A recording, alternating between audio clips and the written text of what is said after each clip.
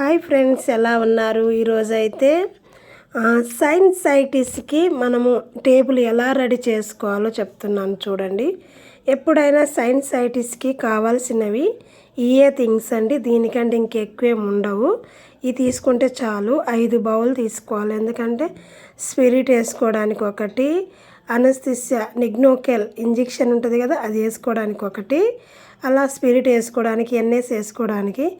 ఇక్కడ చూసారు కదా, బీపీ హ్యాండిలు ఇలాంటివి కొన్ని అన్నీ ఉంటాయి. ఖచ్చితంగా మనము హ్యాండ్ వాష్ అయిన తర్వాత ఇలా టేబుల్ అయితే రెడీ చేసుకోవాలి.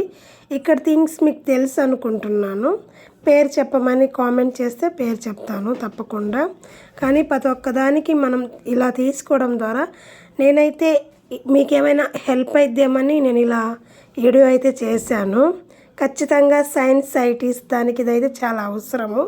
ఇంతవరకు చాలా ఇదే టేబుల్ రెడీ.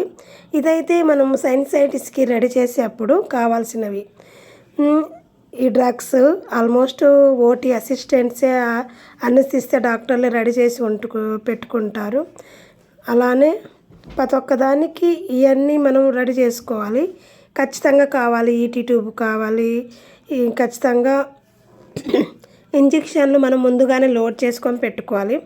ఆల్మోస్ట్ మీకు ఈ అన్ని పేర్లు తెలుసు అనుకుంటున్నాను. తెలియకపోతే కామెంట్ చేయండి. ఖచ్చితంగా నేను ఒక్కొక్క ఇన్స్ట్రుమెంట్కి పేరుతో సహా అది దేనికి వాడతారో కూడా నేను క్లియర్గా చెప్తాను. అలానే ఇది సైంటిస్ట్కి ఈఎన్టీ ఓటీకి అయితే ఖచ్చితంగా అవసరమైద్దండి. తప్పకుండా మీరు నేర్చుకుంటారు అనుకుంటున్నాను. చూశారు కదా, ఇదిగో సర్జరీ స్టార్ట్ అయింది. అప్పుడే నేనైతే జస్ట్ వాష్ కని బయటకు వెళ్ళిపోయాను. నేను వచ్చేసరికి స్టార్ట్ చేసేసారు. ఈ టేబుల్ మా సిస్టర్ గారు పెట్టుకున్నారు.